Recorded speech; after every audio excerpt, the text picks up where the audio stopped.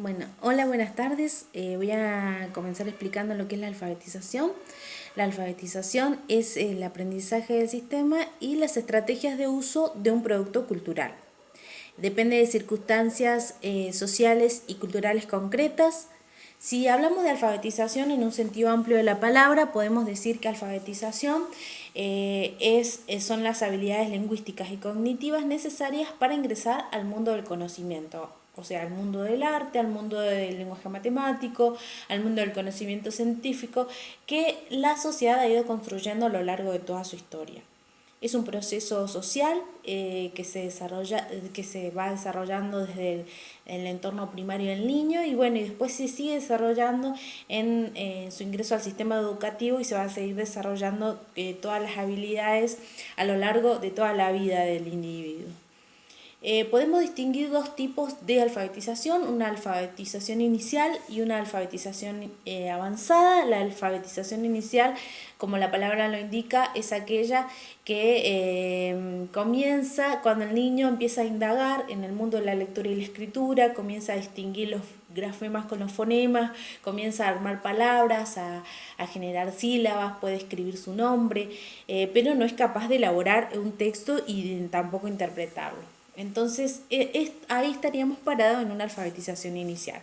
Si el chico ya después es capaz de elaborar un texto, como dije, y por ende interpretarlo también, entonces el chico va a estar, el chico o la persona adulta, porque hay personas que desde de grande aprenden, son alfabetizadas, entonces el individuo va a estar en una alfabetización avanzada cuando ya pueda elaborar con todo lo que conlleva, con toda la estructura que conlleva un texto y pueda interpretarlo.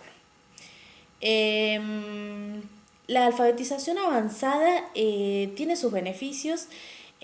Poder alcanzarla es muy bueno porque va a posibilitar el desarrollo autónomo y eficaz de la persona, del individuo en la sociedad y le va a ayudar a adquirir conocimientos, a ampliar su mundo de conocimientos. ¿Por qué? Porque el chico o la persona va a poder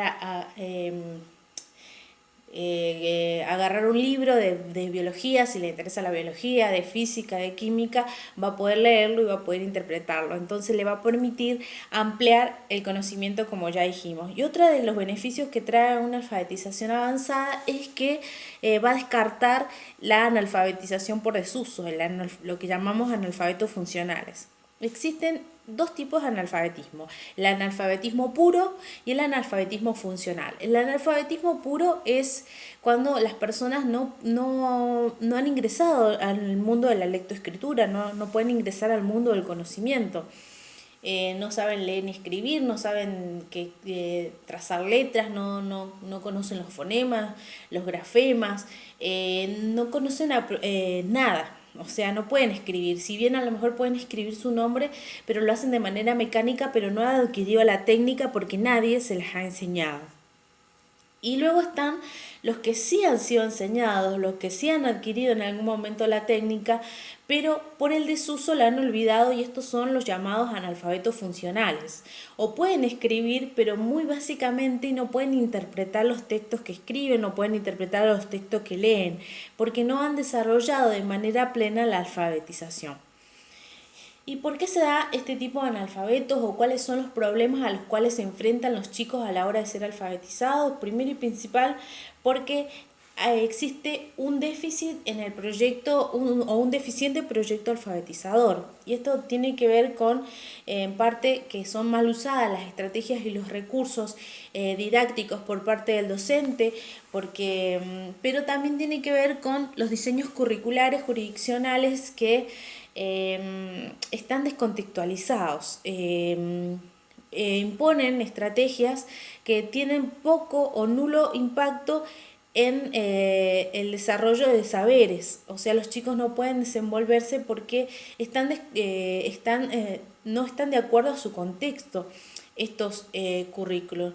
Otra de las causas es que no se tiene en cuenta la participación sistemática de los chicos en situaciones de lectura y escritura, de escucha, de habla, y esto es indispensable a la hora de alfabetizar.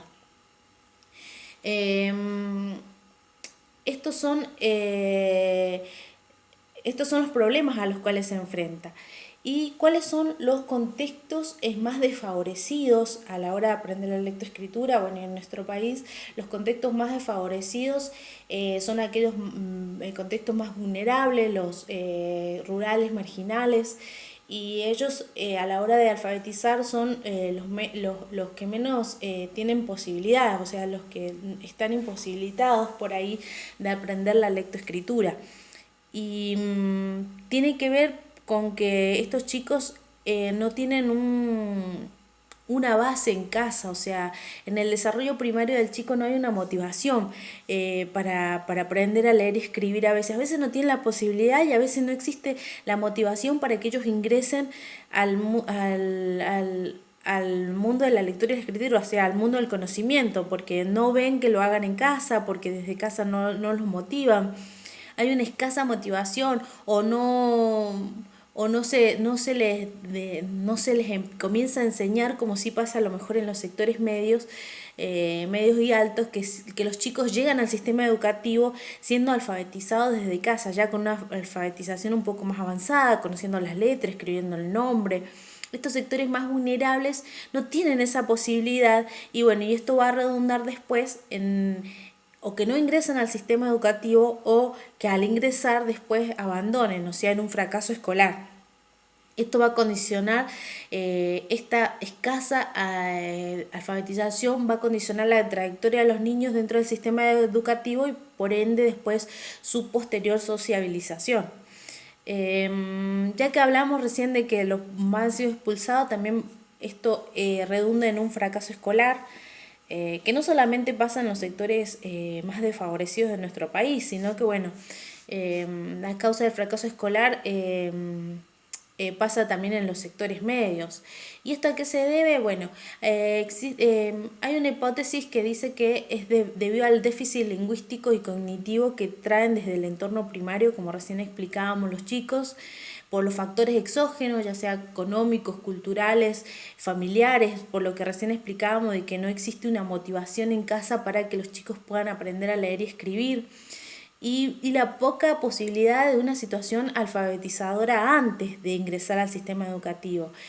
Y también la brecha que existe entre los chicos que sí son alfabetizados y los que no lo son, y ahí se produce una desigualdad, y ahí hablamos y entramos en un terreno de aulas heterogéneas, donde si el docente no es capaz de atender esta heterogeneidad con que llegan los chicos, no solamente porque llegan desnivelados, sino también porque tienen tiempos para resolver las cosas diferentes, tienen formas de aprender diferentes, tienen motivaciones distintas. Si el docente no es capaz de atender esta diversidad, esta heterogeneidad que hay en las aulas, esto también puede redundar en un posterior fracaso escolar o un problema a la hora de alfabetizar a los chicos. Entonces es necesario que como docente, de alguna manera, o sea, aunque sea difícil, pero que podamos atender a esta diversidad que se nos presenta en el aula. Bueno, ¿qué otro tema me queda por desarrollar? ¿Cuáles son los problemas a los cuales se enfrenta el método? ¿Qué conocimientos tiene que desarrollar, ¿Qué conocimientos tiene que desarrollar? Los 3 tipos de conocimientos que se debe brindar la alfabetización. Bueno, el conocimiento sobre la lectura y la escritura, que primero tiene que... el conocimiento sobre el lenguaje escrito, que debe comprender que la lectura es un lenguaje. O sea que el lenguaje, al revés, se puede escribir, se puede expresar en papel. Describir puede descubrir las funciones que cumple la lectura como un instrumento de socialización, los propósitos, que esto también es muy importante, que se enseñe para que tenga significatividad en los chicos, para que ellos puedan apropiarse de este conocimiento y de la alfabetización. Ellos tienen que saber cuáles son los propósitos que después le van a servir en lo social para desarrollar este sistema de lectura y escritura. Y identificar la lectura y la escritura como acciones específicas, como 2 acciones específicas.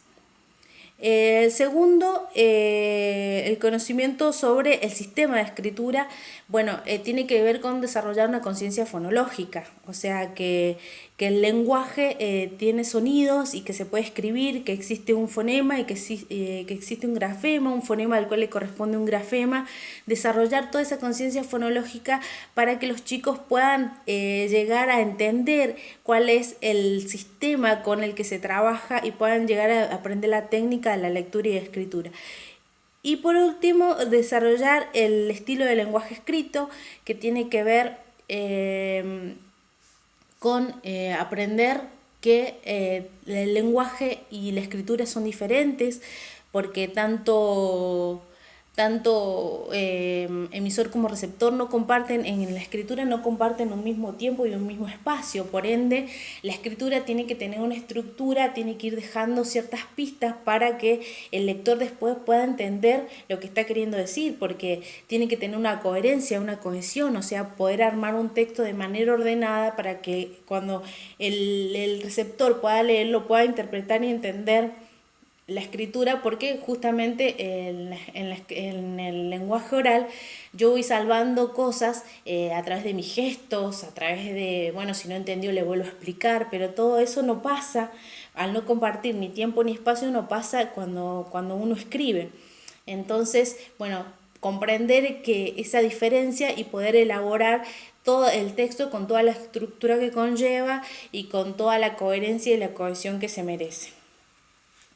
Bueno, ¿cuáles son cómo debe ser un buen proyecto alfabetizador? A ver, para acá. Una de las cosas que no mencioné, que también puede redundar en el fracaso escolar y es un problema a la hora de que los chicos desarrollen la alfabetización, es la mirada patologizante de la alfabetización, que tiene que ver con que los chicos llegan a la escuela con un déficit lingüístico, a veces no hablan, no tienen desarrollada completamente el habla, o traen problemas de la casa que se los ve como algo patológico, algo que bueno, dicen, no, este chico tiene un problema, entonces lo va a condicionar a la hora de aprender a leer, escribir, y se pone el foco en el niño, en el problema del niño, y no se pone el foco en las estrategias, que todos podemos aprender a leer, escribir, a no ser, bueno, chicos que ya tienen un problema un poco más cognitivo, más severo, pero todos pueden leer, escribir. El tema es poder encontrar la estrategia necesaria, la estrategia exacta para que esos chicos puedan ingresar en el mundo de la lectura y de la escritura.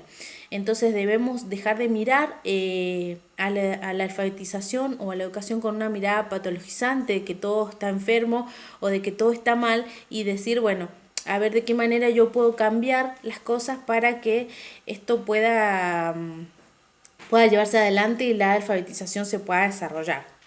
¿Y cuáles son las características de un proyecto alfabetizador? Bueno, el proyecto, para que sea un buen proyecto alfabetizador, primero tiene que poder brindar al chico un desarrollo integral. Debe ser evidente, los chicos deben saber cómo funciona este sistema de este método alfabetizador, este proyecto, alfabetizador. Debe ser sostenido en el tiempo, debe lograr desarrollar todas las funciones cognitivas de los chicos, debe ser un aprendizaje temprano y sistemático, y debe poder lograr el desarrollo el desarrollo emocional de los chicos, las habilidades emocionales de los chicos. Bueno, creo que no me está faltando nada, solamente, bueno, dar características de los métodos alfabetizadores. Bueno, se sabe que a lo largo del tiempo se han ido probando diferentes métodos para que los chicos aprendan la lectoescritura, prueba-error, no servía, bueno, pasamos a otro, y bueno, así se han ido desarrollando varios métodos alfabéticos con que hemos aprendido nosotros, y bueno, y se van, gracias a Dios, mejorando, ¿no? Bueno, el primer método alfabético es el método, bueno, justamente el método alfabético por deletreo, que como la palabra lo indica, es aquel método que se empezaba enseñando con el abecedario, se aprendía, lo malo que tenía este método es que se aprendía no las letras del abecedario con el fonema, sino con el nombre de la letra. Y ahí se iban formando a través de las vocales, se iban formando sílabas y bueno, después se pasaba una palabra y después a una oración. Pero se le enseñaba con el nombre y que tenía como desventaja y que era muy lento de aprender porque los chicos tenían que aprenderse primero el nombre de cada letra para después irla combinando y después que los chicos, bueno, se volvió una lectura mecánica porque los chicos se prestaban atención al nombre de la letra, cómo se iba formando la sílaba, cuál era el fonema de esa letra, cuál era el grafema de esa letra. Y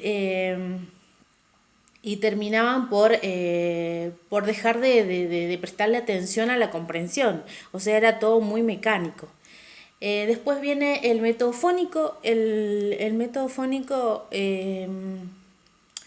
va mejorando ya el anterior y bueno, a este se les ponía un dibujito, se le enseñaba la consonante ya no con el nombre, sino con el fonema. Por ejemplo, si era una manzana, se decía y se pegaba una manzana y se hacía hincapié en que sonaba y se iban formando con las vocales, se iban formando sílabas. Se iban formando sílabas y después se iban formando las sílabas que eran parecidas. Por ejemplo, ma con ma era mamá, memo, las sílabas parecidas iban formando palabras, después oraciones y después se construían, bueno, primero palabras y después oraciones. Tiene todas las desventajas del método anterior, que es lento, que no se presta atención al significado, sino es algo mecánico, pero sí de los métodos sintéticos es uno de los más convenientes. Y después tenemos el método silábico, que bueno, también es un método sintético. El método silábico, bueno, se iba formando sílabas, también se les ponía el dibujito y es muy parecido al anterior, también se va formando, se les enseñaba primero todo el abecedario, también con los fonemas y se iban combinando las vocales con las consonantes y iban formando primero, bueno, todas las consonantes con todas las vocales y de allí, a partir de allí se iban formulando palabras y luego después oraciones. También tiene las mismas desventajas que el anterior, que es muy lento, que la lectura es mecánica, que no se presta atención, o sea, no se interpreta lo que se está leyendo y no se logra un desarrollo pleno en cuanto a la alfabetización de los chicos. Luego viene el método de la palabra generadora, que se buscaba una palabra, que se buscaba un dibujo que representara la palabra, por ejemplo, no sé, mesa, y se ponía la mesa y se ponía la palabra generadora en la pizarra, y a partir de allí, en los demás métodos, los métodos sintéticos que recién mencioné, se iba de lo particular, que era lo más pequeñito, la letra, la sílaba, la palabra, la oración. En este se va a ir desde la palabra, ya es analítico sintético, se va a ir de la palabra, ahí se iba descomponiendo la palabra. Bueno, los chicos se generaba que los chicos fueron aprendiendo, al ver tantas veces esa palabra, los chicos la iban aprendiendo a escribir y la repetían, la analizaban y a partir de allí la iban descomponiendo en sílabas, luego en letras y luego en letras. O sea, iban de lo general a lo particular. Es un poco mejor que los anteriores, pero producía dependencia, o sea, los chicos no podían salir de esa palabra, no podían tener autonomía a la hora de escribir. Más allá de esa palabra, no aprendían a generar ellos otras palabras para poder aprender a leer y escribir. Después viene el método global. que el método global es también muy parecido al método de la palabra generadora, sino que ya trae textos con sentido, o sea, ya va un poquito más adelante y se generaba toda una oración. De la misma manera que la palabra generadora se iba trabajando con esa oración, se descomponía, se estimulaba que los chicos fueran aprendiendo al ver tanto que veían esas oraciones, que los chicos fueran aprendiendo allí esa oración, y después se la descomponía, también se va de lo general a lo particular, después se la descomponía en palabras, en sílabas y en letras. Y así los chicos iban aprendiendo. Y bueno, tiene las mismas desventajas que la anterior, también es dependiente de esas oración que se escribía, los chicos por ahí no podían ser independientes o salir y escribirlo de otra manera. Y bueno, y después viene otro de los analíticos sintéticos, el método ecléptico. El método ecléptico es, bueno, como salvar los errores de los demás. Viene con muy buenas esperanzas de poder avanzar en la lectoescritura y en la comprensión de textos, y va buscando lo mejor de todos los anteriores. Si bien hay diferentes tipos de métodos, pero tampoco es bueno quedarse con uno o con otro, sino que bueno, y justamente esto es lo que trata de hacer el método ecléptico, que va tomando lo mejor de cada uno de los métodos y para lograr bueno, desarrollar en los chicos la lectoescritura. Que eso sería lo ideal a la hora de enseñar a los chicos, poder analizar cuál es la mejor posibilidad, o qué es lo que es lo mejor de la palabra generadora, qué es lo que es lo mejor del alfabético, del fónico, del silábico, y poder bueno, de ver la mejor estrategia a la hora de enseñar, porque eso es lo importante, que los chicos aprendan y no quedarnos con un solo método y ver qué pasa, sino decir, bueno, si no aprendieron de esta manera, poder buscar la manera correcta de que cada uno de los chicos pueda aprender a leer y escribir, que en definitiva esa es la meta que tenemos como docentes. Bueno, hasta ahí llegamos, espero haber desarrollado los temas con claridad. Muchas gracias.